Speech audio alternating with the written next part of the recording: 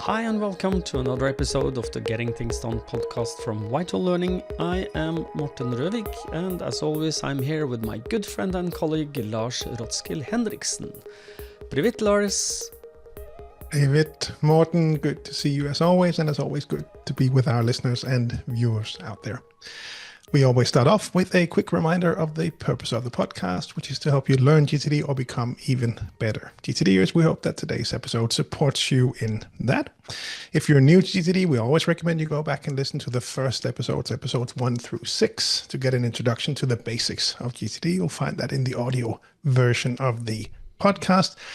Today's episode number is number 130, and today's episode is our yearly tools check-in. Wee! Yeah. We were talking a little bit about in the pre-show that people are generally interested in what kind of tools you and I are using, and I just want to lay the premise that we have found our way, and Lars's way is not exactly like mine. Lars's way is the right way, Morten. You're doing it wrong. Okay. No, I completely agree. I'm happy you came to that conclusion. Right, I have to continue this alone. No, but because my way is the right way. No. But it is important for us to emphasize that Lars and my way of doing this is not it's not kind of getting things done, and what we are teaching you is not religion. It's not, you don't take everything we say and do for like the gospel. It is not. It's just the way that we handle this, and you have to find your way of handling things. So and we talked about this also in the pre-show, that we should start with hardware. So where would you like to start with your hardware, Lars? Yeah, no, that's it's become a yearly tradition to do this this check-in, and so I looked back at the notes from last year and had a look at what did we mention there. And last year I basically had no changes except for a new phone back then, which is still the same one that I have today, the iPhone 16. I guess it is, because you have the newest one, and that's 17, right? So it should be 16, I think. No, I think one of the biggest changes, of course, is that those of you on video will notice that I am not at the old office anymore. So we used to have an office in the main street of Odense, where I live. But we closed that down, and I moved to a home office instead, as part of where we bought a new house. So all of the stuff that I had at the home office was merged with all of the stuff that came from the office in the city center. So I think that's probably the biggest trigger of changes, because that's started, to put everything together, and what do I want to keep, what do I want to change, how do I want to restructure and rebuild this. So some things have certainly changed since last year for me. I think to start us off with, the basics. I think last year I was on the M1 Mac Mini, where I am now on the M4, which I must have bought just after the last tools check-in after last year, the updated version. Really happy with that, but not really too focused on the hardware anymore. It's really different than what it used to be in the old days. I have the M2 MacBook Air for presentations and speeches, trainings. Just happy with both of them. Nothing fancy. They're really fast, but the older ones were fast as well. So it's funny how that has changed over the years, that you really wanted a new fancy computer, and same for phones, right? It's I bought the 16 for the AI stuff, only to find out that, well, I think it's just this last week, I think some of that AI stuff that they promised last year started to show up on the phone. So, and that was the reason why I bought it. So, marketing hype, yes. Yes, Apple. Yeah. Buy things for what they can do now, not what they say it will do in the future. I think that's solid advice. But I get to use it as a camera now. I used to have the Canon DSLR behind the screen, and now it's just the iPhone made more sense for me in the office setup that we have here to utilize the smaller space, and it works really well. It just sits there with one of the I think Belkin made the one that the magnetic holder that you just put on top of the screen. I have two old Apple screens here. That seems to work well. It does a decent job with the camera quality, and I can do my gestures if I want to have fun and do, I think, lasers. Does that still work? Or there we go. Right. So for those of you on audio only, you're missing out right now. There was a laser show that you just missed. Now, other than that, it's pretty straightforward. I have next to me all the normal Apple gear. One new thing that has been added was the Stream Deck. The Stream Deck has finally found its way to my setup. I ended up buying the 15-button version. I bought it on the last day of the summer camp. So they got to me. The Fountain Pen Mafia, the Stream Deck Mafia, those two have a good hold of me now. So I've joined it. There's still a lot of ways for me to go to really fully utilize it. But I use some basic things that I'm really happy with. I have it right here in front of me, use it every day. But there's still a lot of cool things that I could build and set up. But for now, I have not begun to investigate further. I've set it up for the most basic daily use cases that I have, and I'm happy with that. One thing for those of you who don't know what the fountain pen and Stream Deck Mafia is that that's an expression Lars has just made up to talk That's about the imaginary people. world. It's not imaginary, it's very much real, but they are not a mafia, but just to make sure people understand this. But it is just groups of people inside the GTD summer camp community that has embraced, for example, fountain pens as what they find to be the correct writing tool for them. And ditto for Stream Deck. Some people love the Stream Decks and are using them and teaching each other how to use them. So that's the mafia. So now you know. Exactly. No, and I think actually, looking back at my notes from last year, I think that's where some of it started, because at least I mentioned in last year's episode that I was starting to, get a feel for the difference in pens and writing and all that. So last year it was just a basic pen and an A6 size notepad. But now I have a Rhodia pad and I have my fountain pens here with me, not like the animal of last year, just writing stuff down, basic paper. Now I'm a gentleman. I'm a scholar. I'm writing with my fountain pens. No, it's fun. I enjoy playing with it, and there is a different feel to it. And, whatever makes you tick, man. Whatever makes you tick. Other than that, still the good old in trays in the bag, support material, home folders.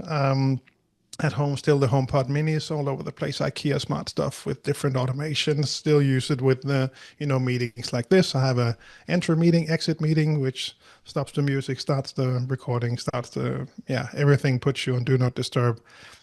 Basic things. Still have the old Apple Watch Ultra, the first one that came out. But just for people, you're using shortcuts for that, right? So the shortcuts app. Yes, in exactly. Mac, exactly. iOS, Mac OS, iOS system. Okay. Yeah. I'm really liking that and how that's evolved over the years, and we'll get to that. Same as well for the phone that has the action button is also connected to a shortcut that I have set up. So other than that, the Muji in trays are now stacked here next to me. Still really liking them. And I think that's about it. With the setup, still the same recording setup, still I think everything otherwise is still the same. The Elgato lights, it's all there. Okay. What about you? Well, I'm also more or less like last year, and since you skipped the nitty-gritty parts, I will mention them because people will go, do I really need to go back to listen to the last year to understand what's now? No, we will repeat ourselves. So I'm still on the same Mac Mini.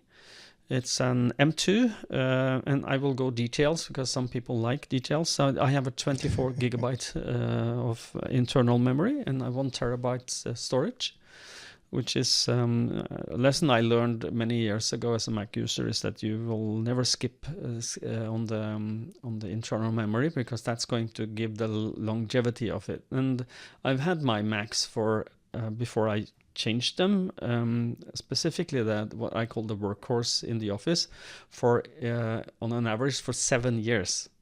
So looking at the longevity of it, and I think the number of gigabytes, you can add a year, or half a year for extra gigabytes. So and that's, so I have a Mac Mini with an M2, and I have a 27 LG monitor. It's a 5K monitor with well, it's not very expensive, but it works really good.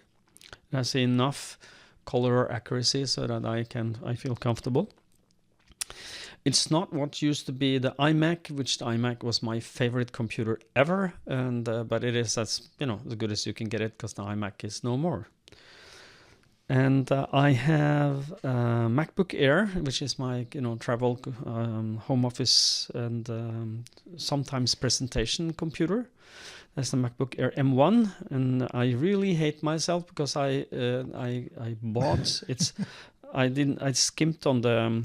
Well, it was in a time where money was hard to get in the company, so I went for an 8 gigabyte internal and 500 gigabyte storage, and that is way too little. Specifically, it's fast enough with 8 gigabytes and the M1 processor, but that is 500 gigabyte is way too small for my needs. So I should have had 750 or 1 terabyte internal storage. And I have, as last year, I have a sit-stand desk, and a sit-and-stand desk, which is placed upon a normal desk, so I can, by the pull of a lever, levitate everything that I need to levitate up to a standing level, or I can descend and sit. So that's very good, because I need to move a little. I sit too much, as most knowledge workers do. And I, as Lars, do have a Stream Deck. So now that I'm touching this button, you can see Lars and me, and you can see Lars, and you can see just me. And that's buttons on the Stream Deck connected to from the Stream Deck to the software that we use to record this. This is recorded on Ecamm Live, both the audio and video. And that's software that we've grown to like, both Lars and I. And we use the microphones are Heil PR40, so Heil PR40 connected to a Focusrite box. What do you call your red box, Lars? What's the name of that? Do you know? Solo? Is that the one? Yeah, it's a small red one. Yeah, but what's that kind of box called? And now Lars is disappearing outside. Scarlett Solo. It just takes the audio input and converts it. Yeah, because and the reason we are talking about this, because the Heil PR40 is doesn't have a USB connection. It is what's called a Lars XLR connection. Thank you, and it converts the XLR to a USB signal, so you can put it into your computer. And I bought these mics for Lars and I think maybe 3 years before we start using them. So more like an aspirational.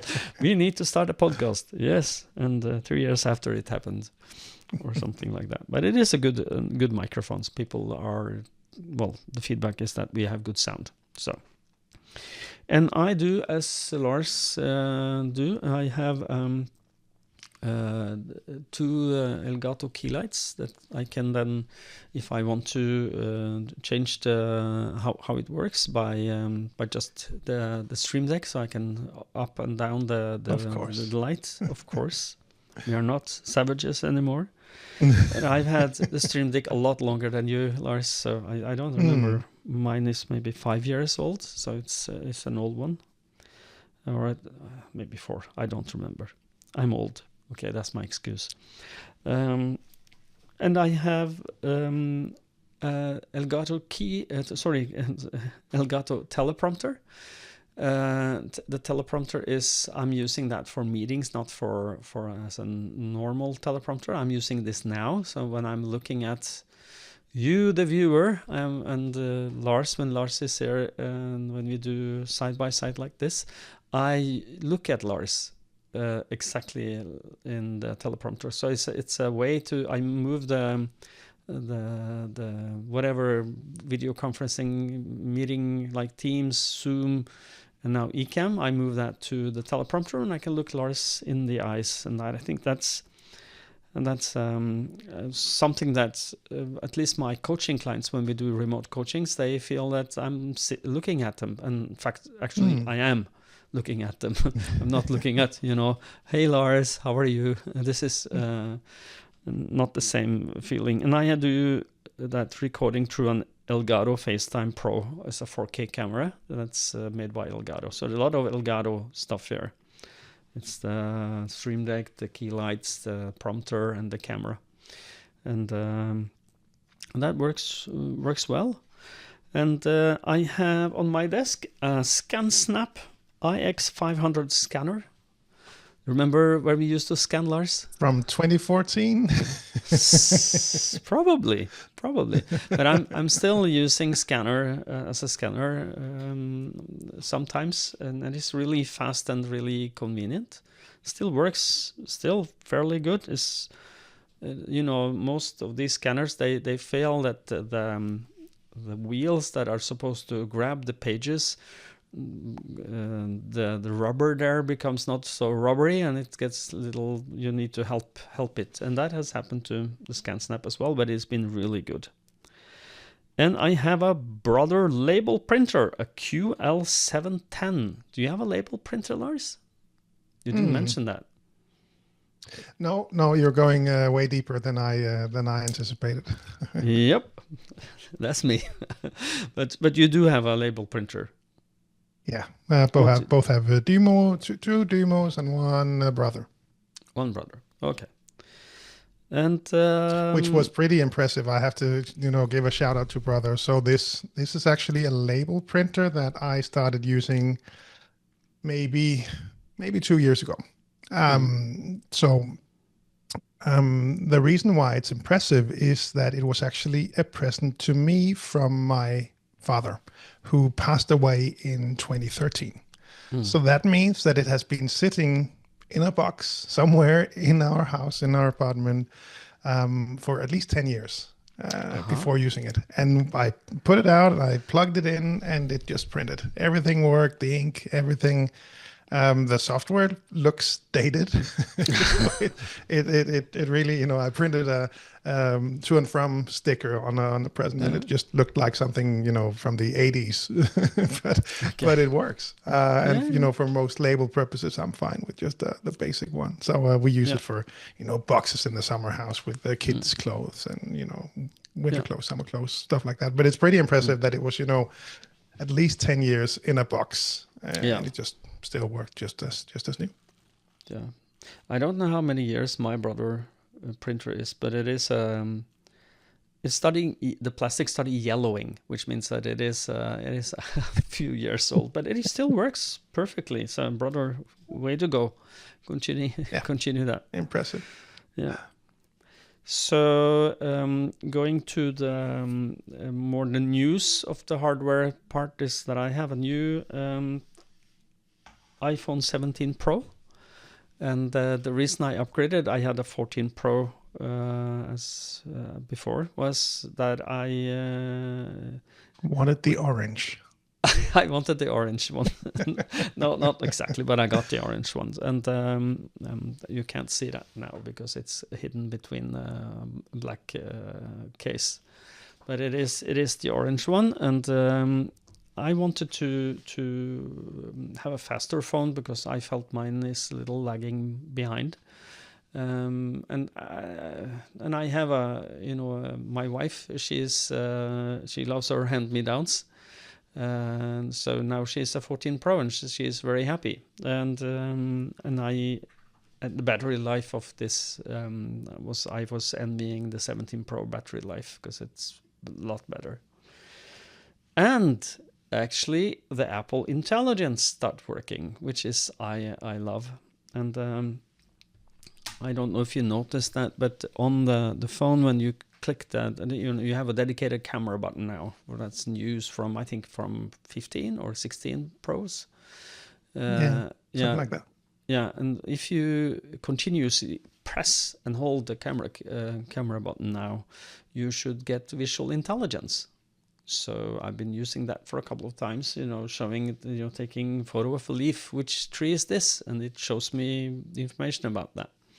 And I see a product and I ask, what is this? Where can I buy this? And suddenly I have a lot of different information about that. That's helpful. And what I also like, because I didn't have that before, was the action button. And the action button is, I've set it up. I don't know how you've done that, but I have, you can set up with a group of actions. I don't know if you knew this. Mm-hmm. Have you done that? Or how are you? No, because the group shows up as, I can show you on the camera here. Let's see if I can do this. Oops. No, it's not showing very well, but you can see the square where I have 8 shortcuts that I want to be able to use fast and easy, and it is the 4 shortcuts that's there are the essential. I couldn't find one, so I had to have 8. But it is really cool, and I have the Ultra Apple Watch Ultra first gen, so I haven't upgraded that, but it still works. It's a little, the battery is should probably be changed, but it's still working. I charge it once a day and up to 85, and then it still can last for 24 hours. So that's enough for me. But the action button on the phone has proven being very good for me, because I really like the shortcuts that I can fire off. And the shortcuts could be like, I don't know, as like when we leave home, we have a leave home button. That's a shortcut that locks the door and opens the alarm app, so that I can arm the alarm from the phone. So we can just, when I lock the door or close the door on the outside, I just touch that and start walking, and I can then just turn on the alarm, because then I can hear the lock behind me. And then the same when we come home. It's easy when you're in the elevator coming home. I can make a come home shortcut, and we'll do just reversed whatever we've done. And also it turns off the lights when we leave, and it turns on the lights in the house when we come, because I have a Hue lights. And we have a main door downstairs and a garage door into the garage that has electronic locks, so I can just open them when I'm close, and the door just automatically opens. It's it's a motor, and I feel like I'm living in the next century. And then I have some others that's not very. I have someone when I go for my morning walk, where it will open my audiobook at the same time as it starts my Apple Watch for my exercise walking outside, and a couple of others. So we are now venturing into the land of away from hardware into software. What kind of software do you use, Lars? Well, I think the starting point was sort of to look at the different steps and how we use software for the different steps, right? So for capturing things.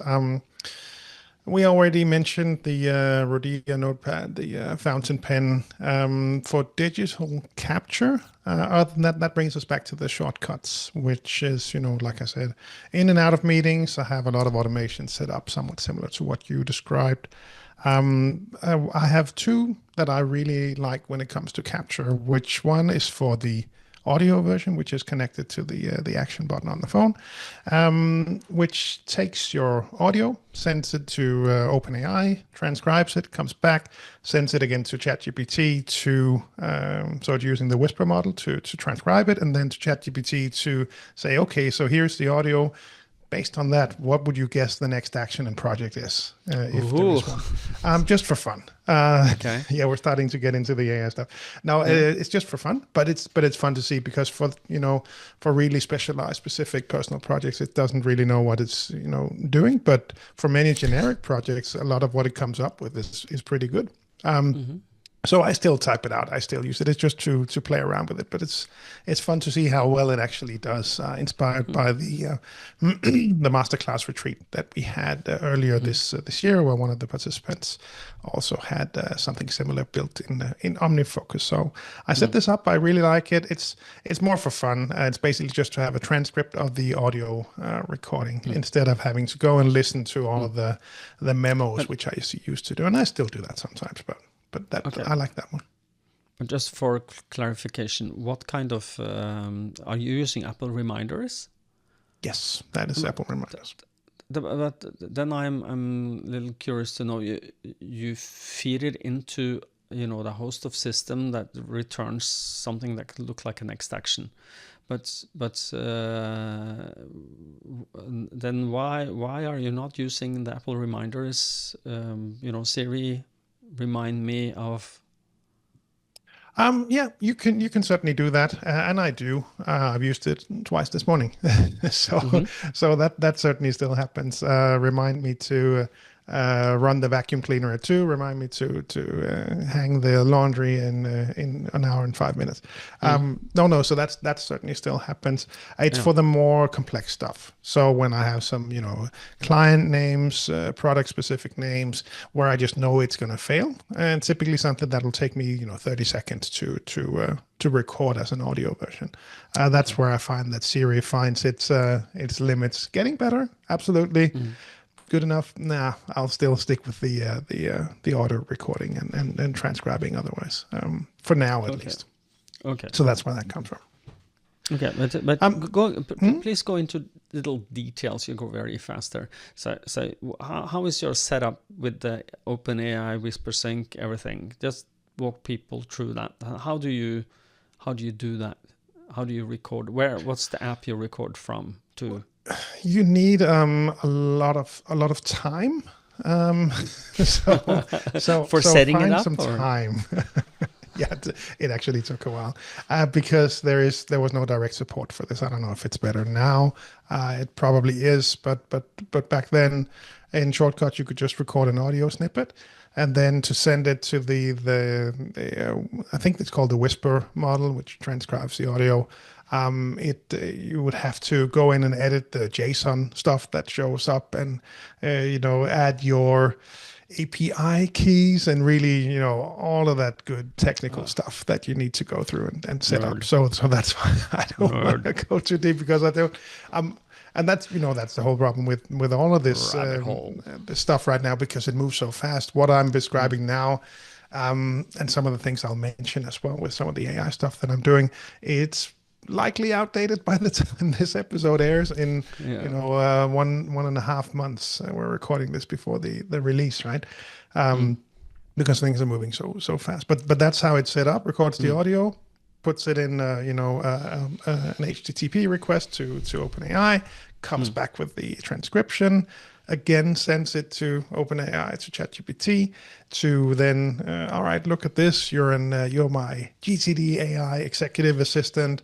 What should I perhaps do with it? What could be the next action? Is there a project? Then please mention that as well. So that's what then comes back, and then you create a reminder in Apple Reminders, where that then shows up. So again, it's also to limit the number of inboxes and trying to keep it as simple as possible. But we could probably discuss if it's as simple as possible with the setup that I have made in this case. Yeah. No, but the other one I want to mention, and I use that more frequently than this one, is what I have, I've been looking for a while, and I know people have used other applications for this, such as drafts, for example. A simple way to capture without seeing your whole inbox. It's been driving me crazy. And back in the old Todoist days, you would have the quick add option. So it's not like I've invented something new, but in the Apple Reminders version, you could talk to Siri, or you could go into Reminders, open up the inbox, and start typing. So I just made the simplest of shortcuts, which is just open a text box, write whatever you want to be reminded about. As I click OK, it just puts that into the inbox. So I have actually I have that on exactly the the same thing. Yeah. I have that on the Mac. I have it on the phone. I have it connected to the Stream Deck. So it's just nice to have, again, having that almost frictionless way to capture things. And for me, especially not seeing all the stuff that I don't want to see right now. I don't want to wake up I was listening to a podcast where they talked about the clown and the editor as being the clown that comes up with the ideas, and the editor as in clarify and organize. Right? So it lined very nicely with GTD. And I don't want to wake up the editor when the clown is at work, to use the terminology of the podcast I just listened to. Yeah. But I do also. That's why I created that shortcut, and I gave it Control Option Command P for påminnelse, which is reminders in Norwegian, and then it just shows up on the screen, and just write it down and then close it, and it's in your inbox. You don't have to do anything, and you don't have to see everything else. It's like everything you captures can just by the sheer numbers overwhelm you if you look at it, and you kind of get distracted. Am I really going to add something more here? Do I really need to do this? No, exactly. Yes, you have to. Don't fret. But it's the way to. No, especially in the weekends. I don't know if my GTDS practice has shifted over the years somehow, but it seems to be the case that I capture a lot over the weekend. And then we're recording this on a Monday. I know I'll have 10, 20 items in my inbox that I've, ideas that I've come up with over the weekend. And like you said, if I had seen, 15 items when idea number 16 came up during the weekend, I might have, stopped having more ideas. Right? Yeah. But having that, it's the first button on my phone. It's the bottom right one, the most easy one for me to access. That is the capture shortcut. And again, very simple, but. Okay, but so you really use that on your phone as well? Yes. Okay. Because I don't do that. That is because I'm using just the tap and hold on the Apple reminders if I need to write something. But then I still see that, because you can then just tap and hold and you can get a new item in inbox. The problem there is that then you see what else is in the inbox. Exactly. You will see the 2 or 3 other items that's not covered by your keyboard, so it's not the best. That's why I'm also using the Siri a lot. That makes sense. That makes sense. I don't know if this is something that has happened recently, but with the iOS 26 and with the Apple Intelligence, is that it feels like it has more names. Like you can give it I can say Stream Deck, and it's not like something really weird where you don't understand what did I write here, or what did I mean, because she don't understand exactly what you're saying. But have you seen the same thing, or do you feel it is a little bit more intelligent? Better. And also then knowing the names, drawing from the I think the data on your phone, so it does that. Certainly know more. Absolutely. And so the capture is for me. If you are we switching? Yeah, I think other than that, it's basically the same as last year. Still on Apple Mail and Google Mail, switching a bit between those two interfaces. Still on Reminders, still using Memos. Still have my physical in tray. Still have my Pipedrive CRM system set up, and my Apple Notes. So I think all of those are pretty much the same as last year. Okay. Yeah. Now for capture, and that's not digital, I have this the Exaconta Black Fuff, which is something we got from David Allen Company back in the day. And this is a very good notepad, and this is for easy capture. I've gone into pencils. Now I think I've shown people this before. It's just and what is special? It looks like just a big pencil, but it is it's what you call it when you can have the lead come out. It's a 2 millimeter, so it's not the 0.7 or 0.5 what's normal, but this is a 0.2, and you have to sharpen it with a pencil sharpener, so it feels like a pencil, but it's like for forever. And it has a hefty what you call that, an eraser on the top.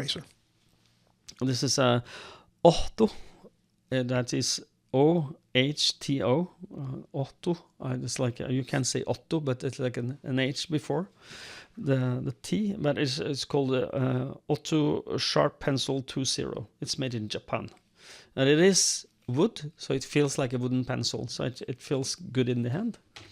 And the last experiments I have is the same kind of pencil, but this is like in a more modern version, where you have, but it has the same lead inside, and I'm having two because I want to experiment a little with two different hardnesses of the pencil lead. So one is HB, and this one is 2H, just to try and try out the different ones. And I like the feeling of a pencil. I don't know why, but I don't use ballpoint pens anymore. I haven't used it for a long time, so it's pencil. And for other notes, like the notes we have now, I have the Remarkable. What's that called? Remarkable 2. And I have a new toy. And I think you've seen this. It's the Remarkable Move Pro, which is a smaller version. It's like a notebook. It's more like a journalist notepad size.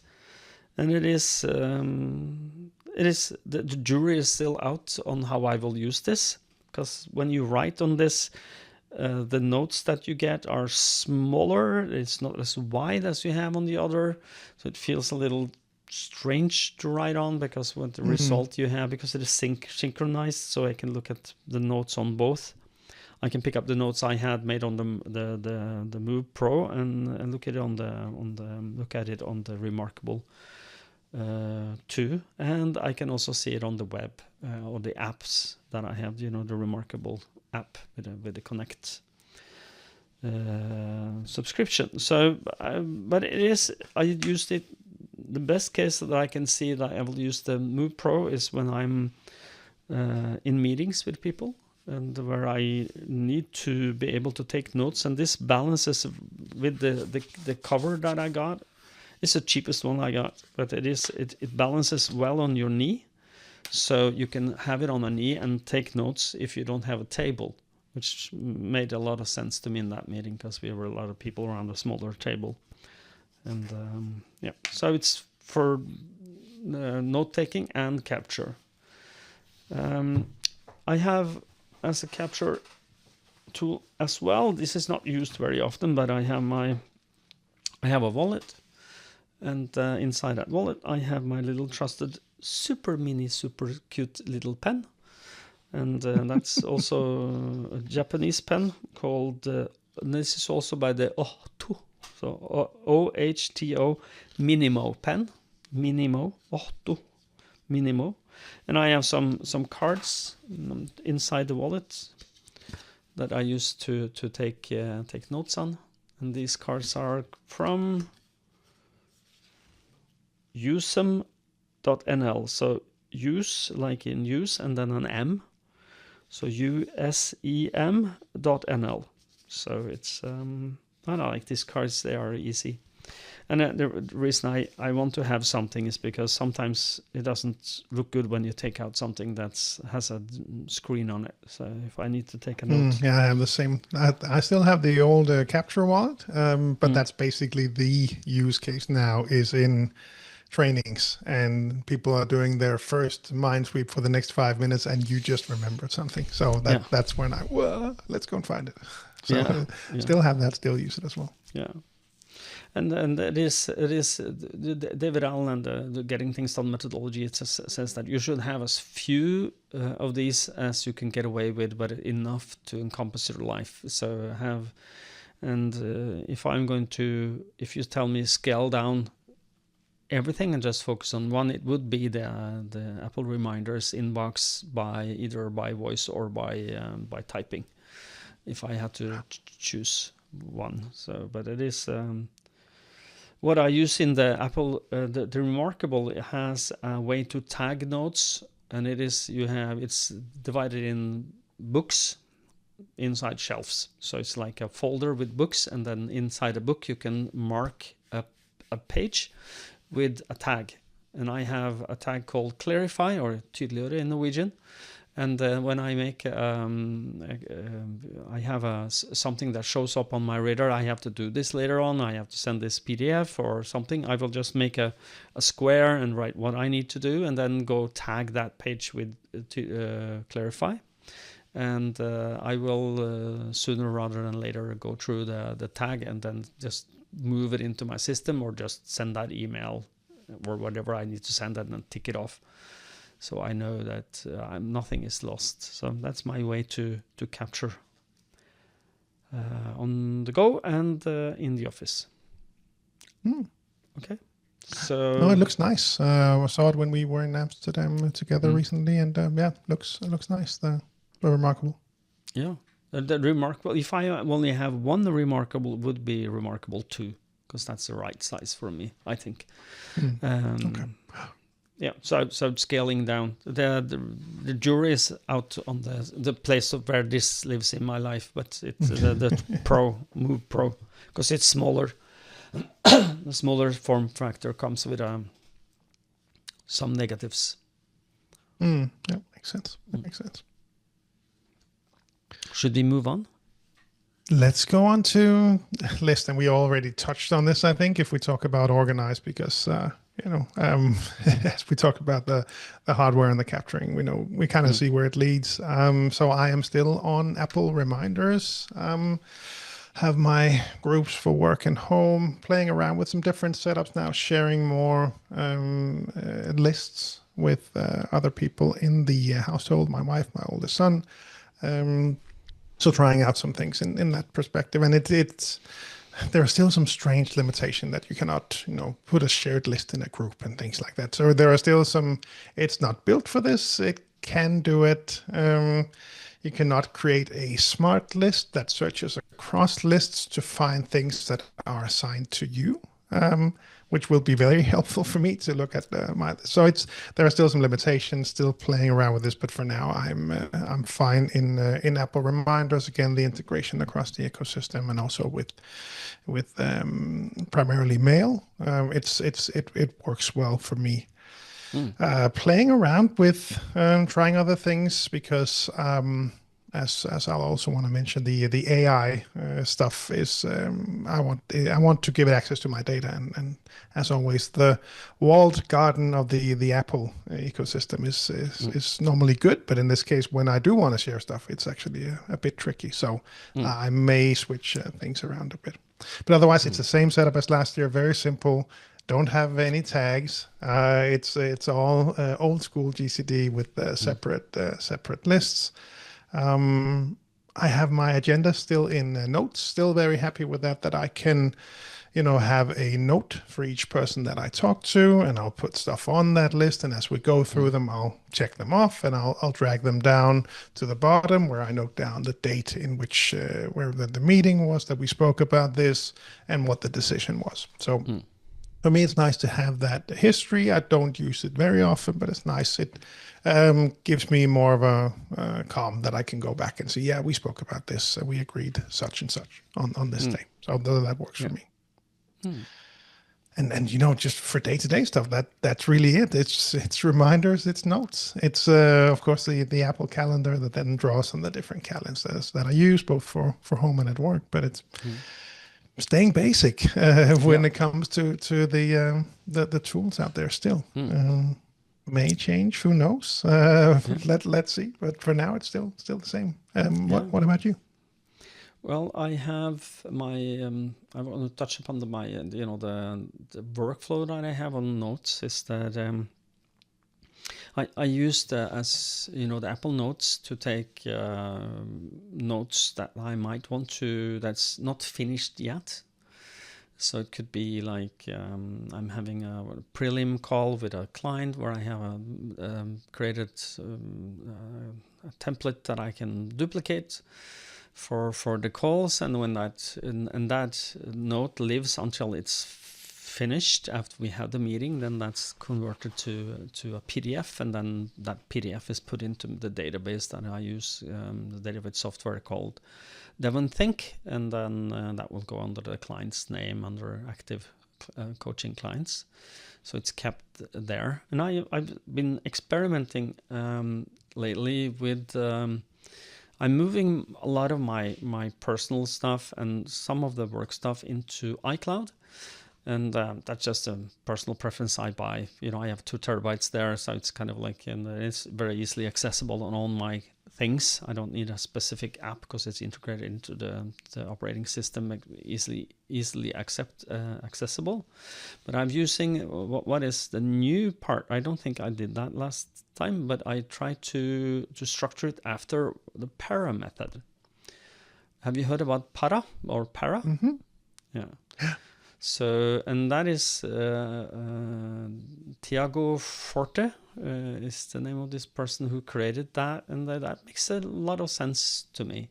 So I structured the folders in iCloud for exactly that. So see if I can just pull it up quickly for reference for myself more than anything else. But it is I have the iCloud drive, and then I have and I gave them numbers just to make sure that they are sorting in the right order. But it is the first one is what I call _ action support private or personal, and that is where I just put stuff that I know has a limited length of time to that will be. It doesn't need to. It doesn't have a. It could be like a photo, or it could be a scanned document that I know I just need for like an action support. When that action is done, I don't need this, and I can scrap whatever is in there after. And then I have 0_ clarify, and there is where I put things that I need to take care of later. And then I have in the para method, it will be projects, areas of responsibility, reference, and archive. So projects will be divided into the 2 spheres. So it's for work and personal, and then under area of responsibility, it is also in the different. I have 2 companies that I'm involved with on a daily basis, and then I have some personal projects or areas of responsibility that I have information in. And then I have reference, which is like a general reference archive, where the things that I like to make sure I don't lose, but at the same time there's no action to it, just for me to go inside and look. Like I decided I want to learn how to play Redemption song by Bob Marley on my guitar, and I have now the chords inside my reference library for music and the chords, and then the PDF for that. And look out for the Christmas episode of the podcast where Morten will play this for all of us, and we look forward to that, Morten. And you are now on my naughty list. I will not play the guitar. I'm sorry. I'll bring out the piano behind me. We can. Yes, you have a piano, which you just in the pre-show told me was not even connected. So it's like a prop. It's also true. So yeah. But last but not least, in the para, there's projects, areas of responsibility, reference, and archive. So anything that's not like a project that's finished, you will put to the archive. An area of responsibility that you don't have anymore. Like I had one that was about my mother was on responsibility because she got sick many years ago. But then she unfortunately, that's life. But she died, and now she's in my archive with all the information I had about that. So anything that's not just for that has a future possible need to refer to, then it's in the archive. And anything that is active as a reference is also then in the reference. So it's projects, area responsibility, reference, and archive, and that works fairly well for me. How are you doing A to Z, or what's your way to do this? It's the same as we spoke about last year. Lars throws things in one big pile and searches. And searches. That is still the same. No, I have a few groupings: sales meeting, podcast notes, coaching client notes. Those are certainly distributed, but for the most part, it's just a reference archive, and I'll search it up because, as in previous years, so rarely do I need to click my way through the structure. I find it easier to simply search through it. So, have my notes from the meetings, checklist for travels, checklist for weekly review. Some of those they have their places, but for the most part, it's. It's just the big pile and search my way through it. But that means that and then I play around with it for with paper. I think the interesting mix to reference back to maybe in next year's episode will be to how much will AI influence it, and how much will I be perhaps more on paper, because that's probably one of the bigger changes in my world, where even though the Stream Deck, for example, found its way.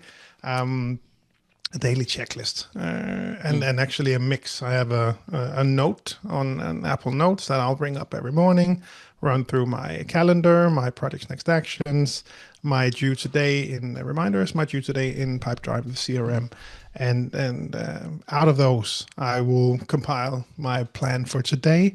I used to have it on a laminated piece of paper. I think we mentioned that before, until 2 weeks ago, I think, where I picked up the wrong pen, which was a permanent pen. So yes. Unless I planned on doing the same for the next couple of days, weeks, then I had to make a change. So for now, I'm actually playing with bringing out the iPad again, because the iPad Pro, which I still really like as a device, but I did struggling to find its place somewhere in there, please.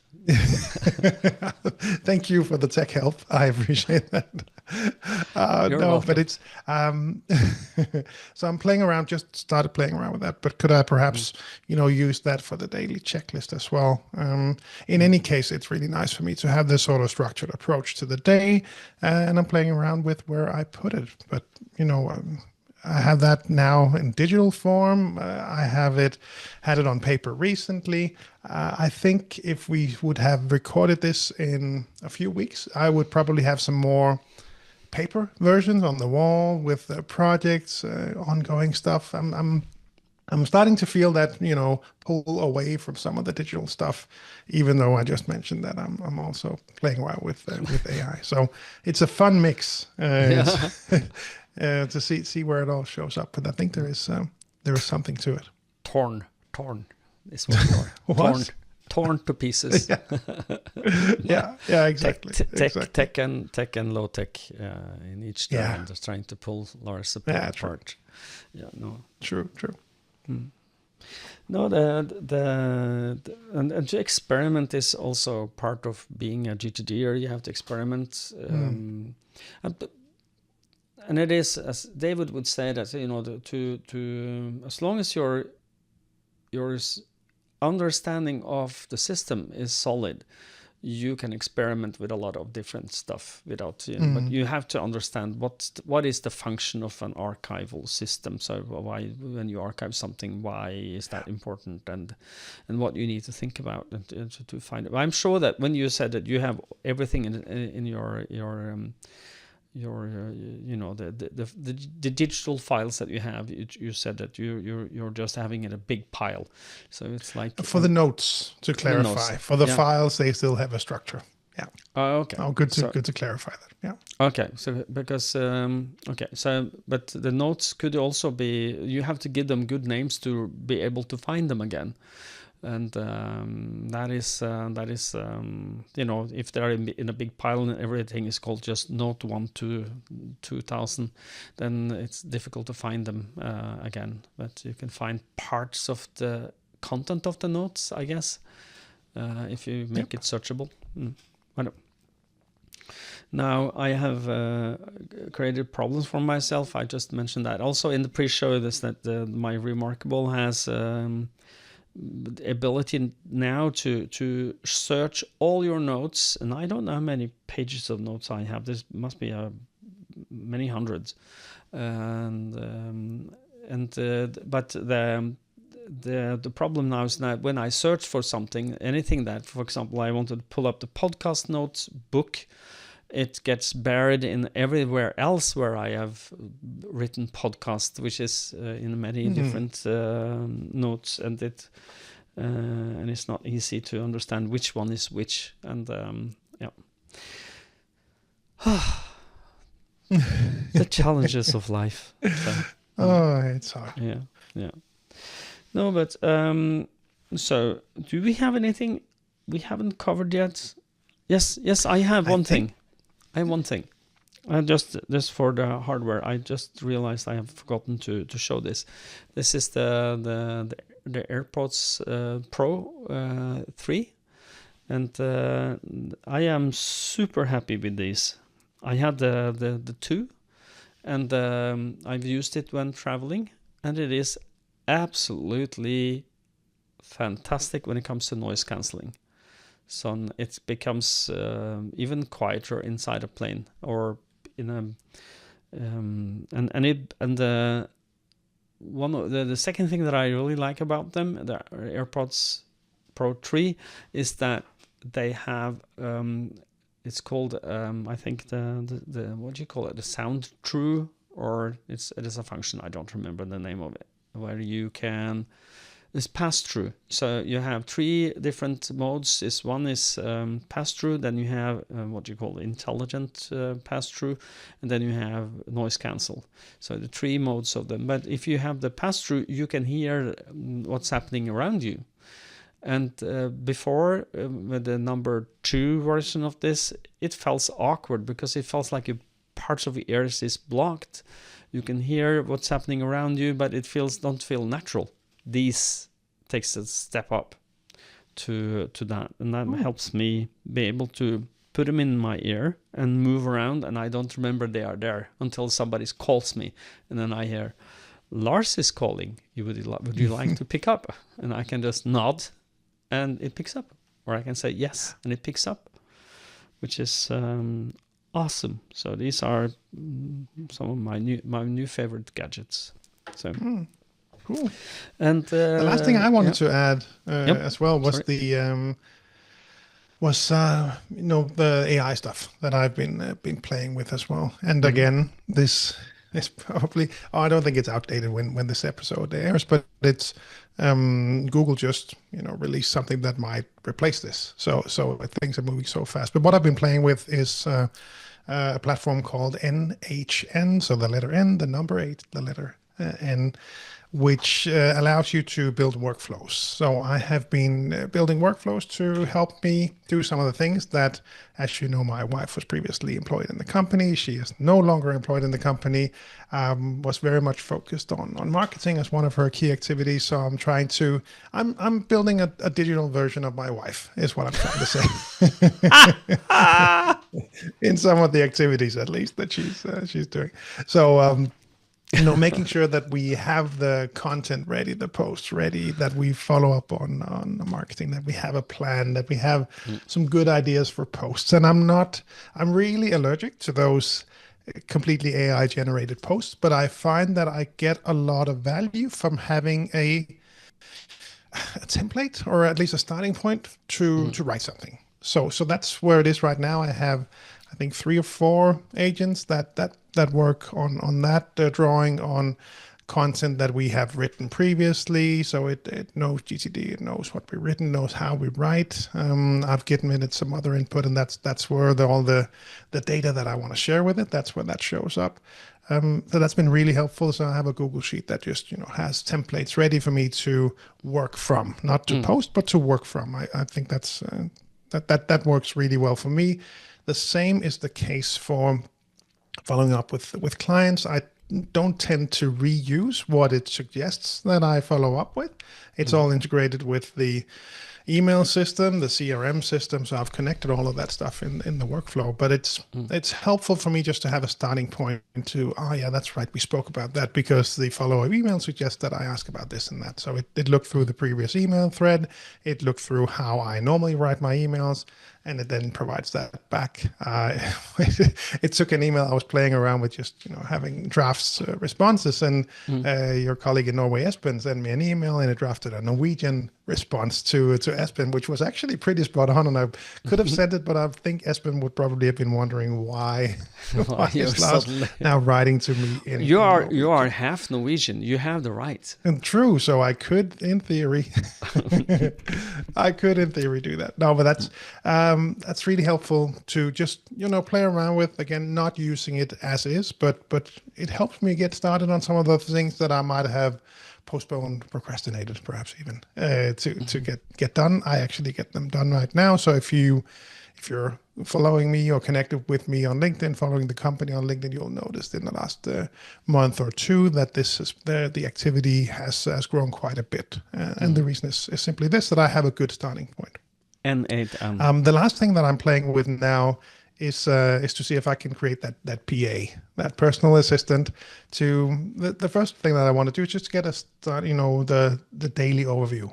What's in my calendar, some of the key things that I have to get done, what's in the sales system, things like that. You have to pick up the kids there.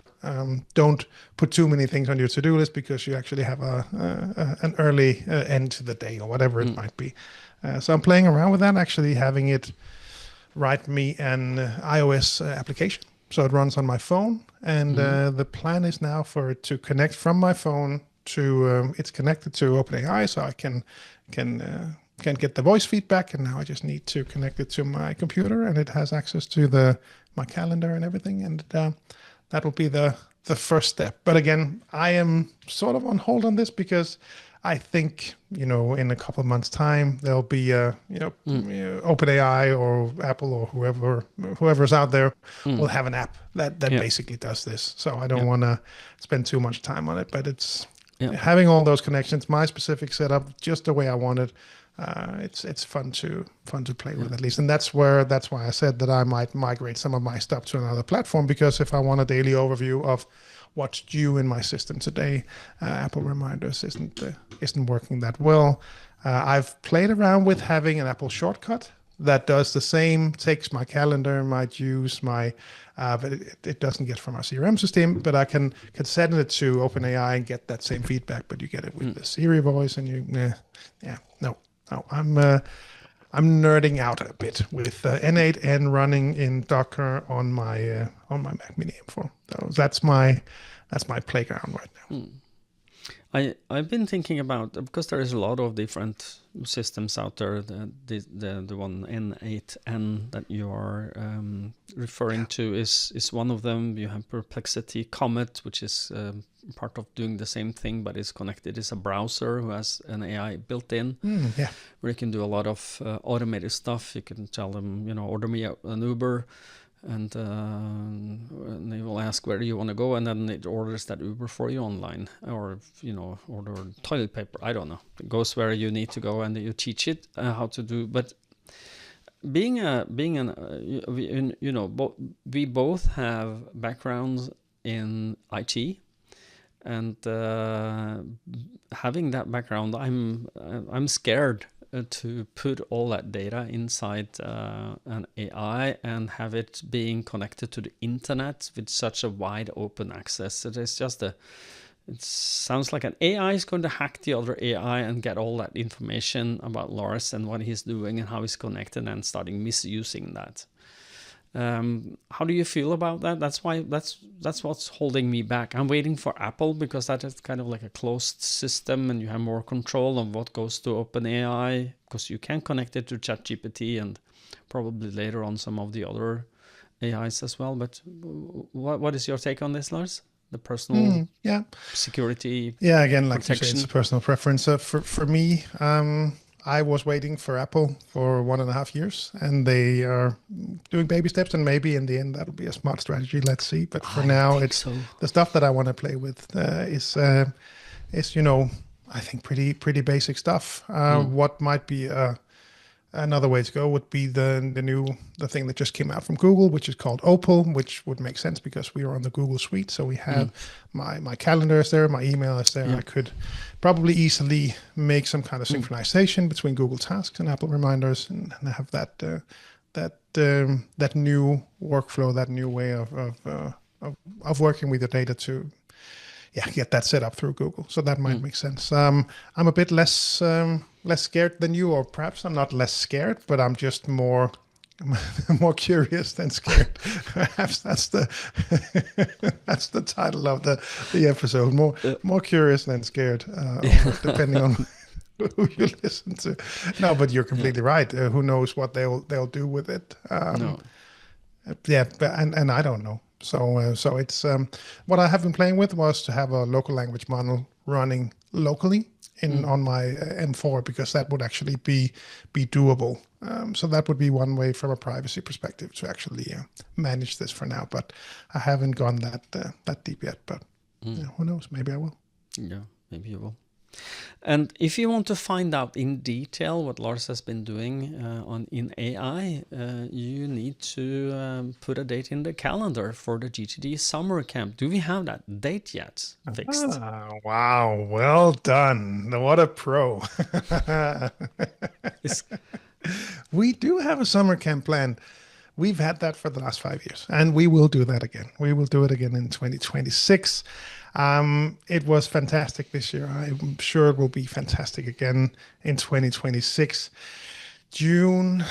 So you asked me for the dates, Morten. And do you have any other questions that you might want to ask? No, I think June 14 to 15 is where we are planning on it. We haven't confirmed them yet completely. That is why I'm a bit hesitant. But June 13 to 14, sorry, is the plan for 2026. So keep them.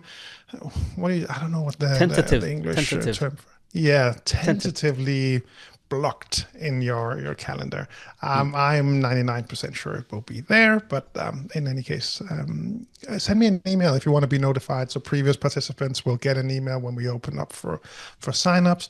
If you're out there, I have heard from a couple more this year actually. So I think there'll be some new faces once again this year, as has been the case in previous years. Send me an email if you want to be on that list.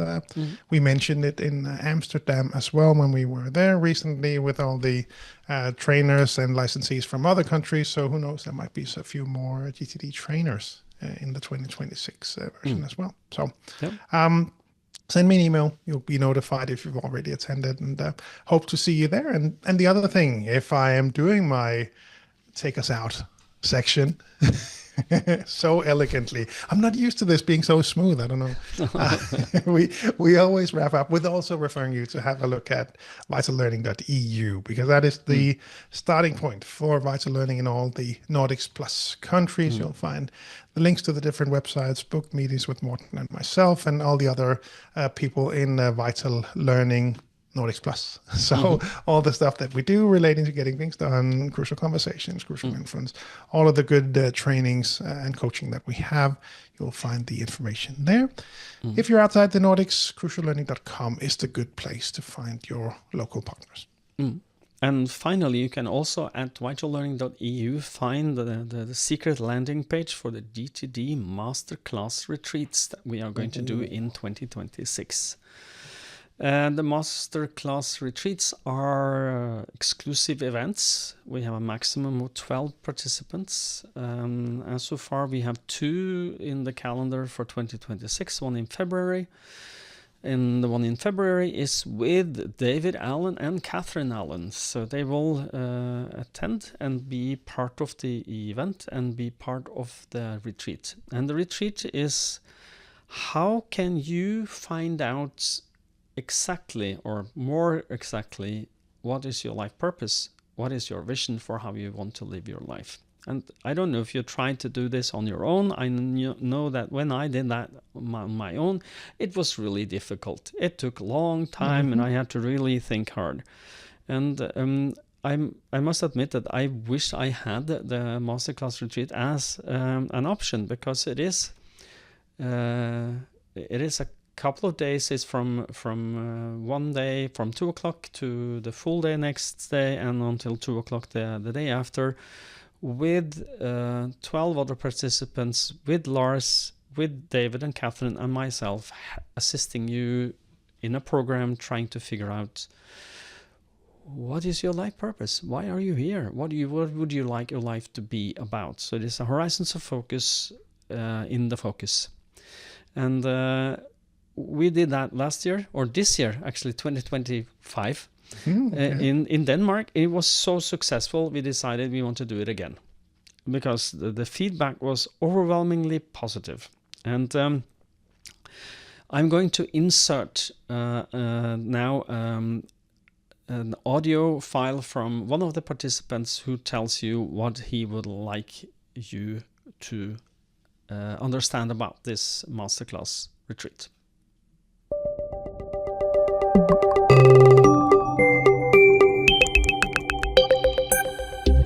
Hi, I'm Sebastian, a GTD practitioner from Germany. Participating in the GTD Masterclass retreat was arguably the best decision I made in this year.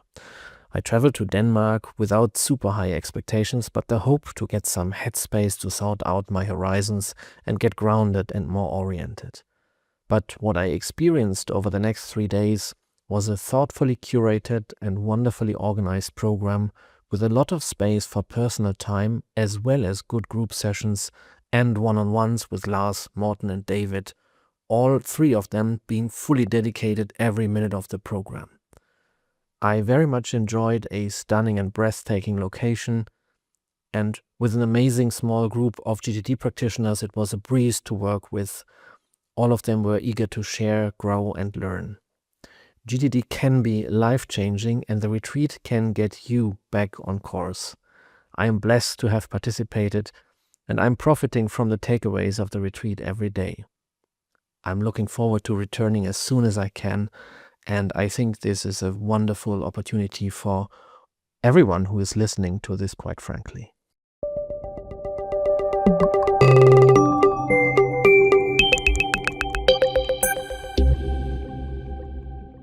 You know this person, and you know that he is very sincere in the words he says. So and everybody was and in the show notes of this episode, you can find it both on YouTube and in the audio versions. You can find links to the masterclass retreat.